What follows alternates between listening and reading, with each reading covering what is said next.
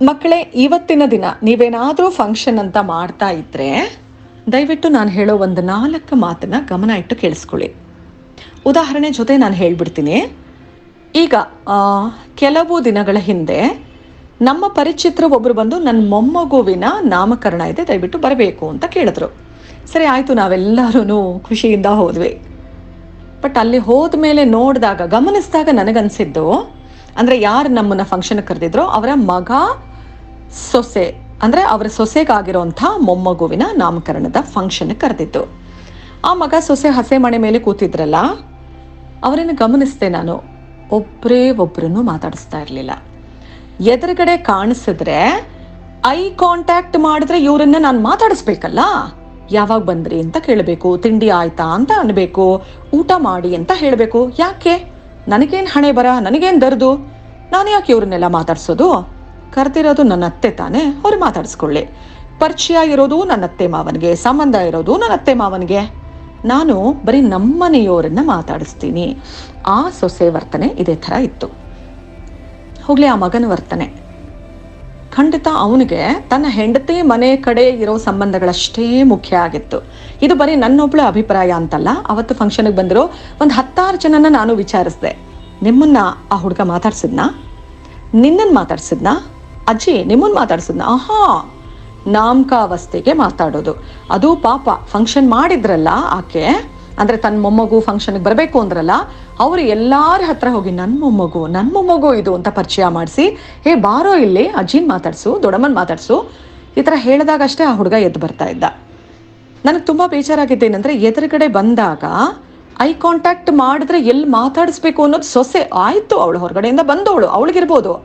ಮಗನಿಗೇನಾಗಿದೆ? ಅವನಿಗೆ ಗೊತ್ತಿದೆ ಅಲ್ವಾ, ಇವ್ರು ನನಗೆ ಸಂಬಂಧಿಕರು, ಇವ್ರು ನನಗೆ ತುಂಬ ಚೆನ್ನಾಗಿ ಪರಿಚಯ ಇದ್ದವರು, ಅಕ್ಕಪಕ್ಕದ ಮನೆಯವರು. ಆಹಾ, ಮಾತುಕತೆನೇ ಇಲ್ಲ. ಆಗ ನನಗನ್ಸಿದ್ದೇನು ಗೊತ್ತಾ, ಈಗಿನ ಕಾಲದ ಮಕ್ಕಳಿಗೆ ಮಾತು ಬೇಡ. ಎರಡನೇದು, ವಯಸ್ಸಾಗಿರೋರು 30-40 ಕ್ರಾಸ್ ಆದರೆ ಇವರು ನಮಗೂ ಜನ್ರೇಷನ್ ಕಂಪ್ಲೀಟ್ ಬೇರೆ. ಇವ್ರನ್ನ ನಾನು ಮಾತಾಡಿಸ್ಬೇಕಾಗೇ ಇಲ್ಲ. ಫಂಕ್ಷನ್ಗೆ ಕರೆದಿರೋದು ಯಾರು? ನಮ್ಮ ಅಮ್ಮ ಅಥವಾ ನಮ್ಮ ಅತ್ತೆ ತಾನೇ, ಅವ್ರು ಮಾತಾಡಿಸ್ಕೊಳ್ಳಿ. ಬಟ್ ಒಂದು ಮಾತು ನಾನು ಹೇಳಕ್ಕೆ ಇಷ್ಟಪಡ್ತೀನಿ. ಯಾರು ಊಟ ಇಲ್ಲ ಅಂತನೋ ಅಥವಾ ಅಲಂಕಾರ ಮಾಡ್ಕೊಂಡು ಮೆರೆಯೋದಕ್ಕೆ ಒಂದು ಜಾಗ ಬೇಕು ಅಂತನೋ ಫಂಕ್ಷನ್ಗಳಿಗೆ ಹೋಗಲ್ಲ. ಅಥವಾ ತುಂಬ ಟೈಮ್ ಇದೆಯಪ್ಪ, ಮನೆಯಲ್ಲಿ ಸುಮ್ಮನೆ ಕುಕ್ಕರ್ ಬಡ್ದಿರ್ತೀವಿ ನಾವು, ಬೇರೆ ಏನೂ ಕೆಲಸ ಇರಲ್ಲ, ಯಾರೋ ಫಂಕ್ಷನ್ ಕರೆದ್ರು ಅಂದ ತಕ್ಷಣ ನಾವು ಥೈ ಅಂತ ಅಲ್ಲಿ ಹೊರಟು ಬಿಡ್ತೀವಿ ಅಂತ ಏನೂ ಇಲ್ಲ. ಅಥವಾ ನೀವು ಕೊಡೋ ಏನದು ರಿಟರ್ನ್ ಗಿಫ್ಟ್ಸ್ಗೆ, ಎಲೆ ಅಡಿಕೆಗೆ ಆಸೆ ಪಟ್ಕೊಂಡು ಆ ಥರದ್ದೇನೂ ಅಲ್ಲ. ನಾವು ಫಂಕ್ಷನ್ಸ್ ಮಾಡಿರ್ತೀವಿ, ನಮ್ಮ ಮನೆಗೂ ಜನಗಳು ಬಂದಿರ್ತಾರೆ. ಹಾಗೆ ಇನ್ನೊಬ್ರು ಫಂಕ್ಷನ್ ಮಾಡಿದಾಗ ಅದೊಂದು ಮರ್ಯಾದೆ, ಅದೊಂದು ಪ್ರೋಸೆಸ್ಸು, ಅದೊಂದು ಆಚರಣೆ, ಸಂಪ್ರದಾಯ ನಡ್ಕೊಂಡು ಬಂದಿರೋದು.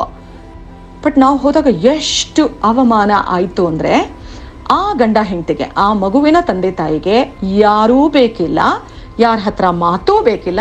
ಬಂದಿದ್ದಾರೆ, ಊಟ ಮಾಡ್ತಾರೆ, ನಾವು ಕೊಟ್ಟಿದ್ದನ್ನು ತಗೊಂಡು ಹೋಗ್ತಾರೆ. ಬಟ್ ನಾವು ಮಾತ್ರ ಫೋಟೋ ತೆಗೆಸ್ಕೊಂಡು ಆನಂದವಾಗಿ ನಮ್ಮ ರಿಲೇಟಿವ್ಸ್, ಅಂದರೆ ಆ ಮಗುವಿನ ತಾಯಿ ಮನೆ ಕಡೆ ಅವ್ರನ್ನ ಮಾತ್ರ, ನಮ್ಮ ಅತ್ತೆ ಮನೆ ಕಡೆಯವ್ರನ್ನ ಮಾತ್ರ ಮಾತಾಡಿಸ್ಕೊಂಡು ನಾವಿದ್ದು ಬಿಡೋಣ. ಇದೇ ಮೆಂಟಾಲಿಟಿನಲ್ಲೇ ಸತತ 3 ಗಂಟೆಗಳು ಕೂಡ ಅವರಿದ್ದಿತ್ತು.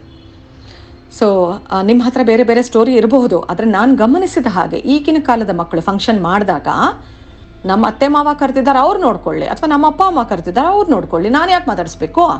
ಮತ್ತು ಎಲ್ರಿಗೂ ಅದೇ ಮಾತು, ಹೀ ಅಂತ ಹಲ್ ಬಿಟ್ಕೊಂಡು ಹೋಗಿ ಮಾತಾಡಿಸಿ ದೊಡ್ಡೋರು ಅಂತ ನಮಸ್ಕಾರ ಮಾಡಿ, ನಮ್ಮ ಕೈಲಾಗಲ್ಲಪ್ಪ, ನಾವೇನು ಇವ್ರ ಹಂಗಲ್ಲಿ ಬಿದ್ದಿದ್ದೀವ? ಎಷ್ಟು ಕೆಟ್ಟ ಮೆಂಟಾಲಿಟಿ ಅಂದರೆ, ಹೋದವ್ರು ಎಲ್ಲರೂ ದೊಡ್ಡವ್ರ ಮುಖ ನೋಡ್ಕೊಂಡು ಹೋಗಿರ್ತೀವಿ. ಬಟ್ ಈ ಮಕ್ಕಳು ಈ ಥರ ಮಾಡಿದಾಗ ಇವ್ರಿಗೆ ಬುದ್ಧಿ ಹೇಳೋರು ಯಾರು? ಬೆಕ್ಕಿನ ಕೊರಳಿಗೆ ಗಂಟೆ ಕಟ್ಟೋರು ಯಾರು?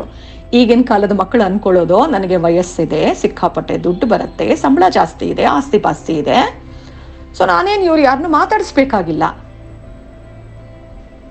ಇದಕ್ಕಿಂತ ಹೆಚ್ಚಿಗೆ ನಾನೇನು ಹೇಳಕ್ಕೆ ಹೋಗಲ್ಲ.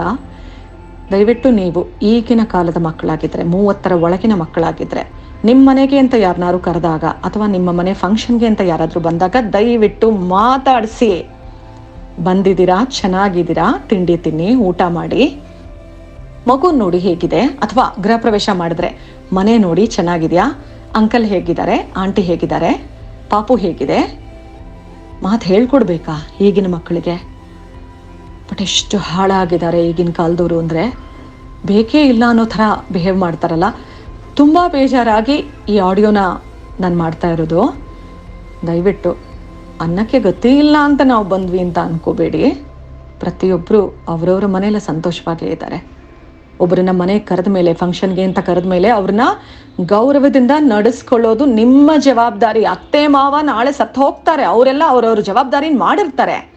ನೆಕ್ಸ್ಟ್ ನಿಮ್ದಲ್ವಾ ಲೈಮ್ ಲೈಟಿಗೆ ಬರೋರು ನೀವು.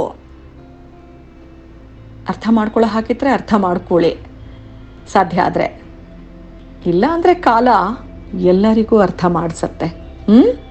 ನಿಮ್ಮ ಮಕ್ಕಳೇ ಮುಂದೆ ದೊಡ್ಡವರಾದ್ಮೇಲೆ ನಿಮಗೆ ಕೊಡೋ ಮರ್ಯಾದೆ ನೋಡಿದ್ಮೇಲೆ ಆವಾಗ ನಿಮಗೆ ಪ್ರಿಕ್ಕಾಗತ್ತೆ, ಅಯ್ಯೋ ನಮ್ಮಪ್ಪ ಅಮ್ಮನ ನಾನು ಹಿಂಗೆಲ್ಲ ಗಂಡಾಗುಂಡಿ ಮಾಡಿ ನೋಡ್ಕೊಳ್ತಾ ಇದ್ದೆ, ಯಥಾ ಪ್ರಕಾರ ನಾನು ಮಾಡಿದ್ದನ್ನು ಅನುಭವಿಸ್ತಾ ಇದ್ದೀನಿ ಅಂತ. ನೋಡೋಣ ಈ ಈ ಆಡಿಯೋ ನನ್ನ ಅನಿಸಿಕೆ ಕೇಳಿ ಎಷ್ಟು ಜನಕ್ಕೆ ಬೇಜಾರಾಗಿದೆಯೋ, ಕೋಪ ಬಂದಿದೆಯೋ, ಅಥವಾ ಎಷ್ಟು ಜನ ಹೌದು ಹೌದು ಇವ್ರು ಹೇಳ್ತಾ ಇರೋದು ಸರಿ ಅಂತ ಅನಿಸ್ತಿದೆಯೋ ನನಗೆ ಗೊತ್ತಿಲ್ಲ. ಬಟ್ ನನಗೆ ಹೇಳಬೇಕು ಅಂತ ಅನಿಸಿದ್ದನ್ನು ಹಂಚ್ಕೊಳ್ತಾ ಇದ್ದೀನಿ. ಇನ್ನು ಮಕ್ಕಳಿಗೆ ಬಿಟ್ಟಿದ್ದು, ಗೌರವ ಕೊಟ್ಟು ಗೌರವನ ಸಂಪಾದಿಸಿ. ಒಳ್ಳೆಯದಾಗಲಿ.